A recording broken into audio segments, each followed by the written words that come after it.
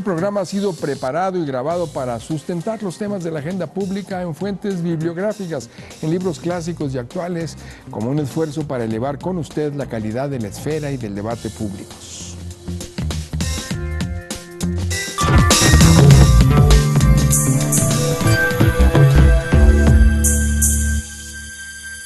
Y estamos en la agenda pública en los libros, transmitiendo nuevamente desde el Fondo de Cultura Económica con la compañía del escritor Juan Villoro, a propósito de un acontecimiento literario y escénico teatral que fue la edición de su nueva obra de teatro y la puesta en escena, la conferencia sobre la lluvia. Qué gusto tenerte por acá. Muchas Juan, gracias, Pepe. Estoy muy contento de verte otra vez. Y además, qué escenario tan padre maravilloso, aquí en el Fondo de Cultura, que es nuestra casa. Y también donde pusiste conferencia sobre la lluvia, ¿no? Ahora en el nuevo espacio escénico. Sí, fíjate que ha sido un verdadero privilegio entrar a este teatro. Es la primera obra que se presenta en el Teatro Antonieta Rivas Mercado, que está en la Biblioteca México, que también tiene el nombre de Biblioteca José Vasconcelos, porque que también tiene el nombre de Ciudad de los Libros. Tiene o muchos Biblioteca nombres. de la Ciudadela. O la Ciudadela, sí. Nombres múltiples, ¿no? Sí. Y es un espacio que, alberga las bibliotecas de Carlos Monsiváis, José Luis Martínez, que dirigió el Fondo de Cultura, Jaime García Terrés, que también lo dirigió, Ali Chumacero, grandes bibliómanos, y Sandra Félix, que desde hace 24 años hace teatro ahí en la biblioteca, me propuso que hiciéramos un monólogo para inaugurar este espacio. Yo la conocía cuando yo trabajé ahí mismo con Jaime García Terrés haciendo la revista Biblioteca de México. Ajá. Entonces teníamos una larga relación y pensamos que sería ideal reflexionar sobre uno de los héroes secretos de las bibliotecas, que son los bibliotecarios, esas personas que no vemos, pero arman el mundo para nosotros. Ahorita vamos a volver sobre eso. También nos acompaña Alonso Aguilar, comunicólogo, nuestro asistente de información. Bienvenido, Alonso. Buenas noches, maestro Juan, y a todos los que nos acompañan. acompañan. Espero que hayas hecho muy buena asistencia de información y tengamos toda siempre, la obra maestro. de Juan Villoro. Y bueno, en tus pocos años comparados con los míos, Juan, yo creo que a mi juicio eres el escritor más completo en cuanto que visitas todos los géneros, ¿no? Tienes teatro, aquí tenemos novela, cuento, literatura infantil, ensayo, crónica, periodismo literario, decenas de libros que han sido muy reconocidos por la crítica. Hemos estado revisándola para este programa, por los lectores también. Bueno, y también por todos los jurados habidos y por haber de todos los premios literarios y todos los premios de ensayos, el Cuauhtémoc de traducción, el IBI por el profesor Zipper, el Villaurrutia por la Casa Pierde, el Mazatlán por efectos personales, el Herralde por el Testigo. Bueno, te has sacado todos los premios. El Internacional Vázquez Montalbán por Dios es Redondo, que también hemos conversado sobre ese libro en otro programa, te acordarás, durante el Mundial. El Antonín Artaud por Los Culpables, el Ciudad de Barcelona por, este descubrimiento de las fotos de Frank Cappa, ¿no? De la Guerra Civil Española. Sí, de Robert Capa, sí. David Seymour y Gerda Taro, que fue un acervo de cerca de 3,000 negativos que se encontraron aquí en México. Y siguen los premios, el Rey de España. Pues sí, hombre, son como una chiripa que de pronto se da, pero los premios no escriben por ti ni son certificados de nada y mucho menos de inmortalidad, entonces eso uno lo toma como un regalo. Yo no participo en concursos, son cosas que de pronto te caen y naturalmente uno no puede más que agradecerlos, ¿no? Y eso el último es el José feliz. Donoso, ¿no? El José Donoso, que ese ya me hizo sentir, pues si no póstumo, por lo menos medio viejo, porque se da por el conjunto de lo que has hecho, entonces ya es como que ya lo importante ya lo hiciste. Ahora vamos con tu trabajo más reciente, ¿no? A juzgar por el éxito de esta conferencia sobre la lluvia y de las otras dos puestas en escena que he visto, ¿no? Aquella del El filósofo de Clara, que aquí que en Argentina le pusieron de otra manera. Filosofía de vida se llama en Argentina, sí, porque hicimos una adaptación con el director Javier Daulte, que también es muy buen dramaturgo. Había que cambiar algunas cosas del texto, entre otras la relación política de los intelectuales con el poder, que en Argentina naturalmente es muy distinta. Tiene otra connotación. Claro, porque la relación que han tenido, si acaso la han tenido, más bien es la de haber sido desaparecidos o reprimidos, ¿no? Poetas importantes. Y esta complicidad que se ha dado tanto en México entre los escritores y los recursos públicos, los escritores Está muy bien parodiado en El filósofo de Clara, en la versión mexicana. En la versión mexicana yo quería hacer una sátira de eso y eso no se prestaba para Argentina, entonces hubo suficientes ajustes para cambiar el título. Bueno, pues lo cierto es que el teatro se te da. junto con como todos los demás géneros, ¿no? Y como decías, qué buena manera de aprovechar este espacio escénico con una obra como esta, la de Conferencia sobre la lluvia. Es un monólogo de un bibliotecario genial. ¿Cómo se llama el actor?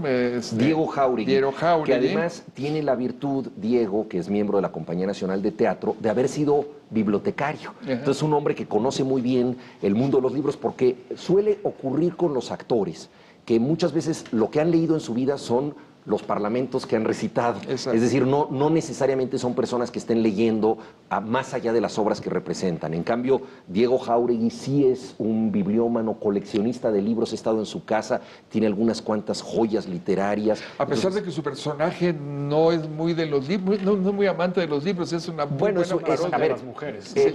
Como todas las personas que se dedican a un oficio, vive grandes momentos de felicidad con los libros, pero ordena la vida en torno a los libros. Entonces es capaz de perder una amistad por un libro, porque alguien no le devuelve un libro. Bueno, y de estrangular a su novia cuando iba a romper una hoja de Rousseau, ¿no? Exactamente. Entonces de pronto ve que la mujer está a punto de maltratar un libro y él prefiere defender el libro que defender a la mujer, porque la mujer ha visto un ratón y está en su vida en una silla. Y deja una porque es alérgica a los libros que genera ácaro, ¿no? Exactamente. Entonces él ordena el mundo a partir de los libros, pero bueno, cuando tú tienes una pasión, no todo es felicidad. Entonces, evidentemente, en la relación que él tiene con los libros, hay muchos momentos de zozobra, hay pleitos que surgen por los libros, y entonces una reflexión sobre el mundo complejo de alguien que vive entre libros. Bueno, lo que hay es, dentro de muchos méritos que tiene esta obra, este monólogo escrito por ti, es esta forma de encadenar muchísimas citas de los libros precisamente y de los poemas y textos que han hablado sobre la lluvia, ¿no? Sí. Este de Lugones me... y bueno, me sorprendió que no hubiera aquella famosa referencia de Octavio Paz de Llueve sobre mi infancia, ¿no? El presente es perpetuo, porque todas las lluvias que pusiste de Neruda y todo me encantaron, ¿no? Sí, de hecho había claro. La obra tenía un epígrafe de Octavio Paz que es óyeme como quien oye llover, ni atenta ni distraída, ¿no? Hay muchas referencias de Octavio Paz a la lluvia, pero naturalmente ya en la versión final poner tantas, ¿no? Pues no podemos meter tantas porque no era una enciclopedia, y yo creo que una cosa interesante que pasará con esta obra es que la gente, como lo estás haciendo tú ahora, Pepe, se va a acordar de otras nos va a ir citas diciendo, de oye, lluvia. pero ¿por qué no metiste este? Pues a lo mejor al final hacemos una antología de una lluvia de citas, ¿no? Sí. Yo quería preguntarte, porque aparte de ser una oda de los libros, conferencias sobre la lluvia, también yo la leí como una oda a la mujer. O sea, digamos, la lluvia con este carácter femenino que inspira. ¿Qué mujer no inspira, no? ¿Qué mujer no genera melancolía como la lluvia, no? Igual, los personajes, las dos mujeres, Laura y Soledad, ¿no? ¿Es tanto así una oda sobre la mujer? Generalmente nosotros asociamos el mundo líquido, el mundo de lo fluido, de lo fértil, con la mujer, ¿no? Por ejemplo, en Pedro Páramo de Juan Rulfo, que todo ocurre en un ambiente de enorme sequía, de aridez, de escasez. Los únicos pasajes líquidos son aquellos en los que él recuerda lo que su madre decía de la fertilidad del campo, un pueblo como miel derramada y donde había cosechas y todo, o bien a Susana San Juan cerca del agua. Entonces la presencia de la mujer es la presencia de lo líquido, y el personaje en Conferencia sobre la lluvia en un momento dado dice, todos los hombres se mojan del mismo modo, todos los hombres mojados no tenemos chiste.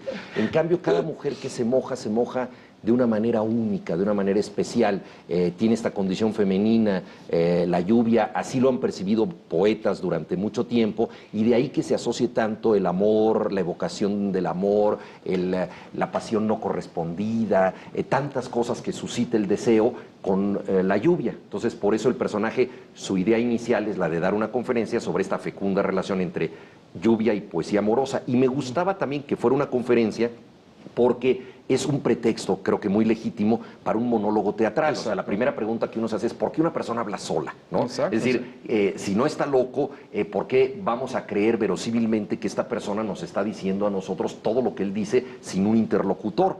Entonces, plantear la posibilidad de que alguien, al dar una conferencia, se someta a algo que a mí me ha pasado, y yo creo que a todos los que hemos dado conferencias nos ha pasado, que es de pronto decir, perder el hilo de lo que vamos a decir, olvidarnos de cuál es el tema y caer en otra forma del discurso, que es la confesión. Y de pronto él mismo decía, estoy divagando, cuando empezaba a confesarse. Exactamente. Entonces, la obra, a su manera, no deja de ser una conferencia sobre la lluvia, porque aparecen estas menciones continuas en la relación de la literatura con la poesía amorosa, pero también y sobre todo es una confesión íntima, y ahí, como bien decía Alonso, el papel de la mujer es una introspección decisivo. también de Y su también propia vida. estas pausas de bebe agua que se colocan, no sé si las colocaste, digo, que son necesarias para que Que estoy ejerciendo ahora aquí. para que el mismo actor pueda seguir hablando, sí pueda seguir dando la conferencia, pero no sé si también como que caen, son muy atinadas para hacer una pausa, para reflexionar, no sé si también esta era la intención. Sí, en las acotaciones teatrales está ciertos guiños, digamos, al director. Yo no creo mucho en las acotaciones, porque la verdad es que el director generalmente hace lo que le da la gana, y eso está bien. Él tiene que interpretar la obra como quiera, y hay escritores que ponen una cantidad de acotaciones verdaderamente minuciosas y que son innecesarias.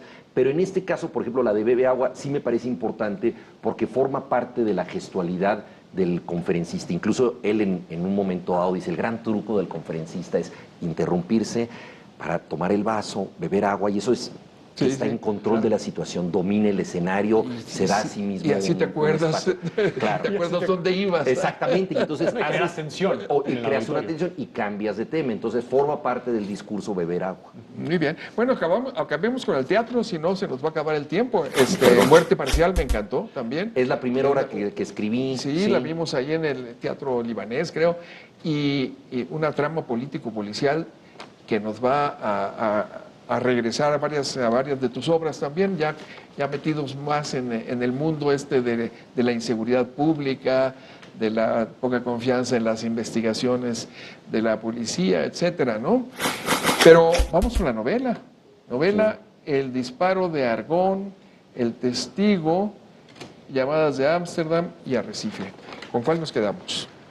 Ay, bueno, pues ese es como el Sophie's Choice, ¿no? La elección de Sofía. De los hijos, exacto, sí. Tener que ¿Con escoger qué hijo te quedas? entre un hijo y otro. Pues la verdad es que uno sabe que las cosas que ha escrito, pues cada uno de los libros solo es posible por la existencia del otro. Desde luego que desde el punto de vista del esfuerzo, lo cual no quiere decir que sea el mejor libro, pues el más complejo y ambicioso que he escrito es El Testigo, porque es una historia sumamente extensa, que abarca muchos años, la historia de un mexicano que ha estado 24 años fuera de su país, regresa y entonces se enfrenta con un país que aparentemente cambió, que es el país de la alternancia democrática conducida por el PAN. Pero como se dice en la novela, y eso fue tristemente profético, el cambio traído por el PAN fue más bien un cambio hacia el pasado, fue un regresar a un mundo anterior a la Revolución Mexicana en muchos sentidos. Y en El Testigo, por ejemplo, se habla de que toda la guerra cristera, que se había soslayado absurdamente porque también debía ser estudiada, se va a convertir en algo chic. Yo no sabía que después un secretario de Gobernación panista como Carlos Abascal iba a participar en la beatificación colectiva de mártires cristeros en el Estadio Jalisco, o que Señorita México iba a tener un traje folclórico decorado con mártires cristeros, o que iba a haber una película sobre la cristiada, todo esto. Entonces, en la novela, alguien quiere hacer una telenovela que se llama Por el amor de Dios, aprovechando este ambiente de restauración cristera. Aparecen también atisbos de que el narcotráfico va a ir ganando terreno, y entonces todo ese mundo... Ese es un punto que recoge un clima ya de la inseguridad ya de este siglo, ¿no? De la inseguridad que se adueñó del país, con las bandas criminales que ya aparecen ahí muy bien organizadas en el norte del país, precisamente. Y la sensación de transformación retrógrada, de transformación hacia atrás, que en la novela desde luego se quedó corta respecto al desastre que fueron estas dos administraciones panistas, y ahí el personaje, aprovechándose de este impulso que le da el México que él vuelve a conocer, por eso más que un protagonista es un testigo, por eso la novela se llama El Testigo, él al regresar a su país también regresa a su propio pasado, al de su familia, al del poeta Ramón López Velarde que él está estudiando, y también al de un amor perdido que él tiene. Entonces una novela en donde se está tratando de captar este presente, pero recuperando muchos pasados privados y públicos de México. Esta es una figura que aparece mucho en varias de tus novelas, en varios de tus cuentos, en tus libros, el eterno retorno, ¿no? El regreso, lo tenemos en El Testigo, lo tenemos en Llamadas de Ámsterdam, este personaje que quiere regresar o volver a ver a la novia que tuvo en algún tiempo, o en Los Culpables. ¿Es una figura que sí está presente cuando estás escribiendo o meramente sale, digamos, al momento de plantear el libro? Bueno, desde O la la Odisea historia. sabemos que uno de los grandes desafíos del hombre es volver al punto de partida. Ahí está, claro. Si nosotros pensamos en un sentido muy literal lo que es la Odisea, es a fin de cuentas la historia de un hombre que no puede volver a su casa, ¿no? Y pasa por una cantidad de obstáculos. Y esto ha cautivado la imaginación de los escritores hasta nuestro tiempo. Recientemente el escritor chileno Alejandro Zambra escribió un libro que se llama Formas de volver a casa. Ajá. Vuelve a plantear el tema. Entonces el retorno al origen es siempre un estímulo porque al volver somos otros, ¿no? Hemos cambiado y el lugar al que regresamos también es distinto, ¿no? Ulises vuelve a Ítaca y solo un perro lo reconoce. Bueno, vamos a tener que ir a un corte. Siga con nosotros con los temas de la agenda pública, esta vez la agenda pública en los libros, con el escritor Juan Villoro. Eso es la conversación de ustedes, eso es la agenda pública. Volvemos.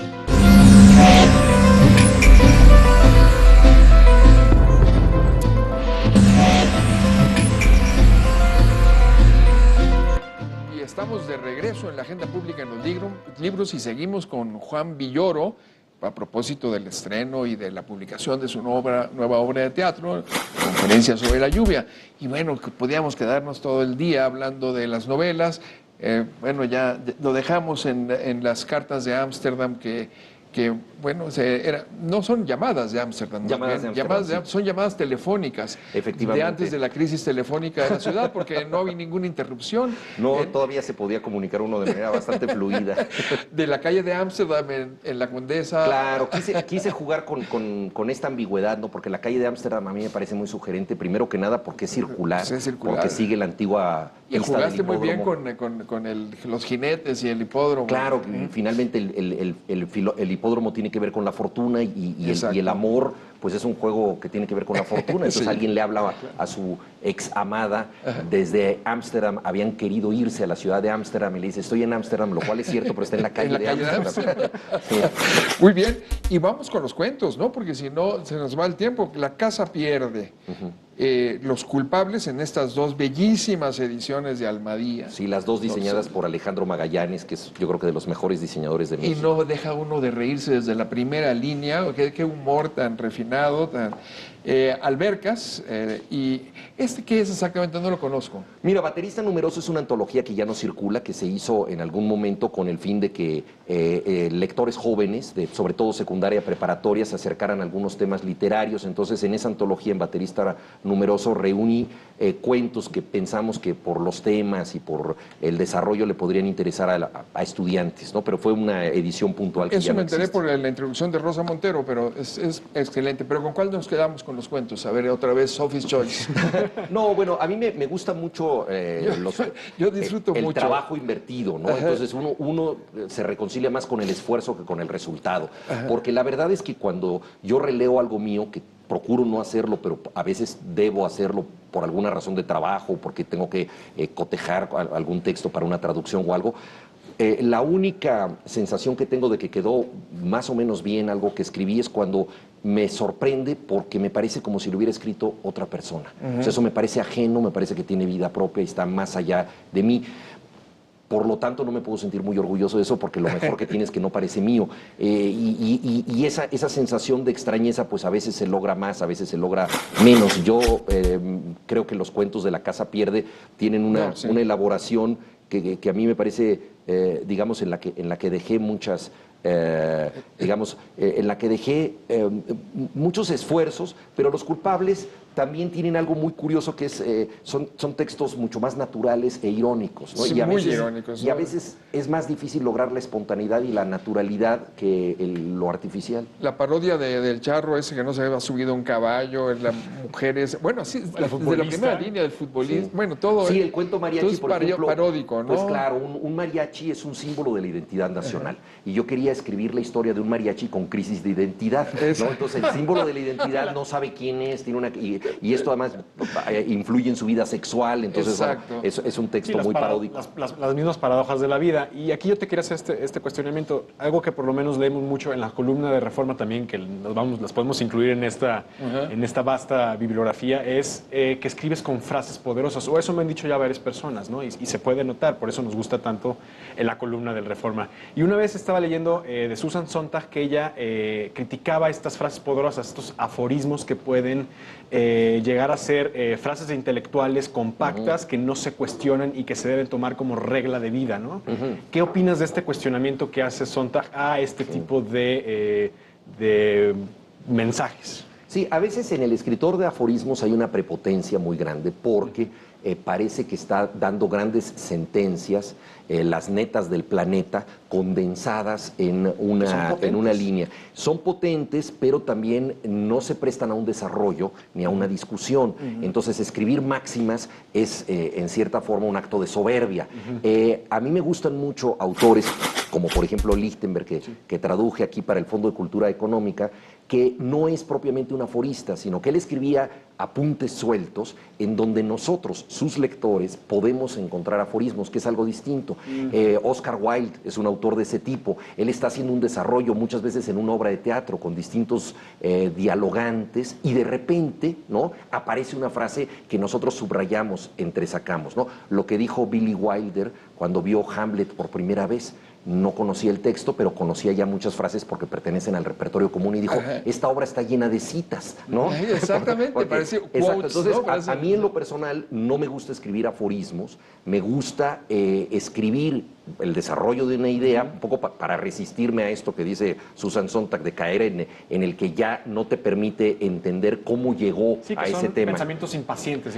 Exacto, pero hay, por supuesto, una conclusión, hay una tendencia epigramática a redondear a través de eso. Entonces, bueno, yo combino eso y a lo mejor alguna vez se podría hacer un librito de los subrayados, pero eso lo tendría que hacer otra persona. Exactamente. No tardas en haber una antología de las citas de tus personajes. De La Casa Pierde me quedo con el relato que se llama La Casa Pierde, precisamente, que es una maravilla de construcción y de historia y todo. Tenemos que meterle velocidad porque es demasiada la obra y de muy alta calidad toda. Tu trabajo ensayístico, tus ensayos literarios, a mí me parece que hay ahí para los lectores y para los televidentes una buena propuesta de lecturas imprescindibles, de autores imprescindibles. ¿Cuáles son tus autores? Ya sabemos que Chekhov, Onetti, pero hay una muy buena colección para que puede ser, digamos, la introducción a la literatura de muchos lectores, ¿no? Sí, a mí me gusta escribir ensayos narrativos en los que yo creo que también se debe advertir un poco al cronista o al escritor de historias. Hay autores, por ejemplo, como Casanova, que me fascinan por lo que escribieron, pero desde luego por el arquetipo que representa como el gran libertino, ¿no? Figuras como Rousseau.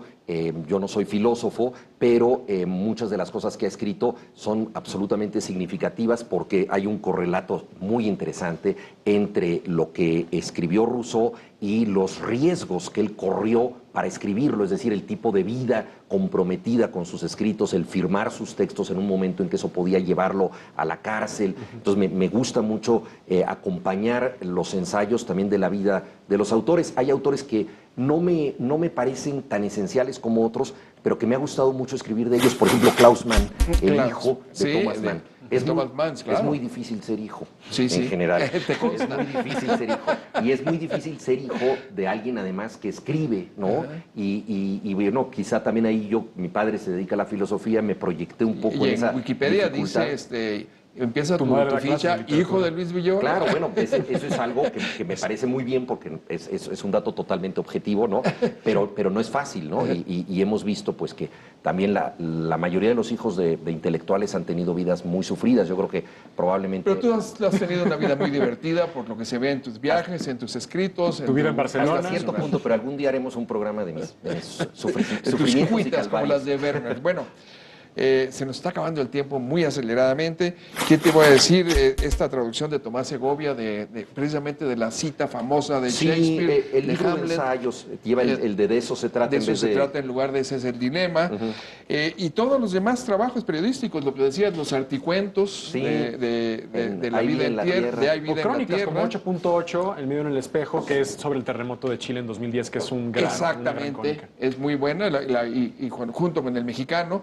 Y bueno, tu trabajo en literatura infantil y juvenil también abrió camino para este tipo de lectores y de Bueno, autores y de diseñadores en México. Sí, y además la verdad es que quizá el horizonte intelectual pues que tengo yo como más claro, con el que mejor he conectado, es el de los niños. Quizá mi verdadera edad intelectual va entre los 12 y los 14 años, porque por ejemplo el libro Salvaje, que publicó el Fondo de Cultura, ese libro ha vendido más que todos mis demás libros juntos. Claro, y que ¿no? empieza Entonces, diciendo yo tenía sí, 13 años, ¿no? sí. Entonces conectó perfectamente. Pero sí, yo cuando conocí por primera vez a Villoro fue con el profesor Zipper y la fabulosa guitarra eléctrica y el... No eres tan joven como para estar el té de leyendo eso, pero tornillo. está bien. Se No, nos ha acabado el pero tiempo. una de las cosas más extraordinarias es que crezcan los lectores. Exactamente, exactamente. No, y son libros que recomendamos mucho. Bueno, se nos acabó el tiempo. Muchísimas gracias, Juan. Gracias a Qué bueno que ustedes. estuviste otra vez con nosotros aquí desde el Fondo de Cultura Económica. Gracias, Alonso. Gracias a ustedes por discutir los temas de la agenda pública, esta vez de la agenda pública en los libros, con nosotros. Buenas noches y buena suerte.